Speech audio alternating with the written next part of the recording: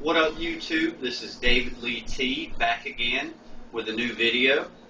I got tagged by a really great friend of mine on here named Devil's Toys UK2. Thanks for tagging me, Leo. I really appreciate it, bro.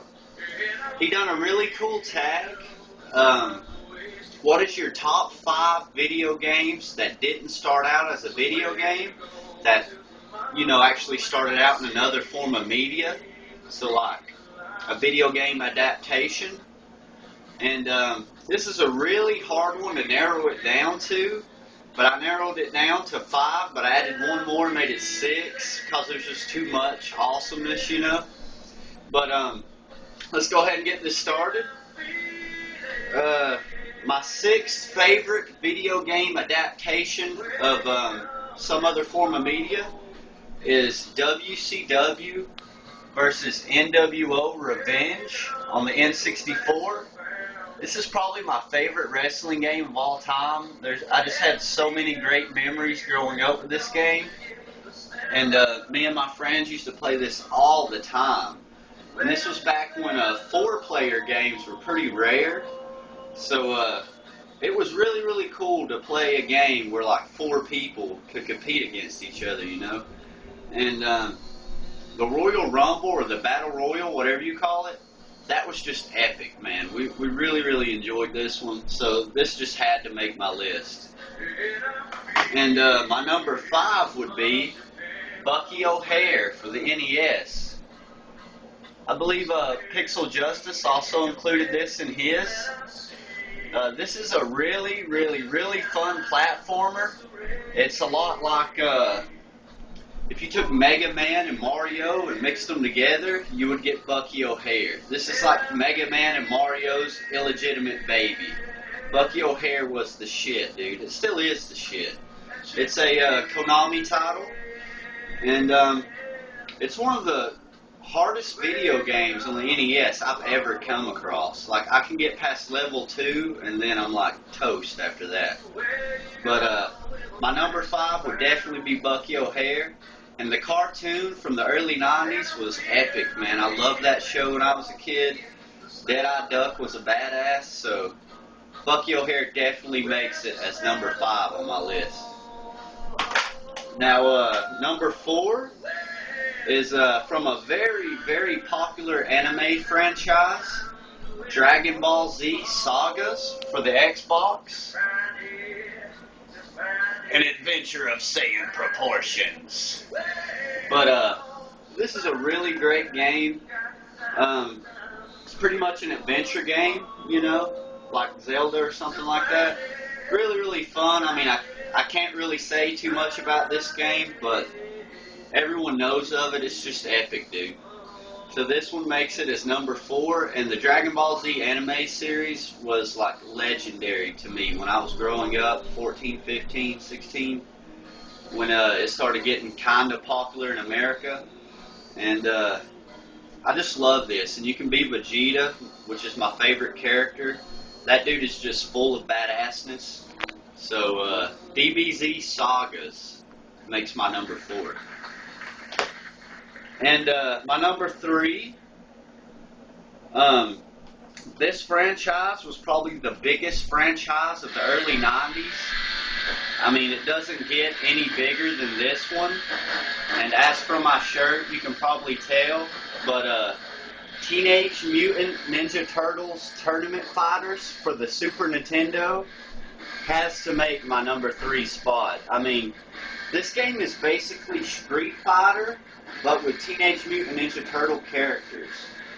And this was the first fighting game that I recall from my childhood where you could be one of the 4 turtles, or Shredder, or even April O'Neil, And the Genesis version, you could be Casey Jones, or Mega Drive, where you're from, Leo.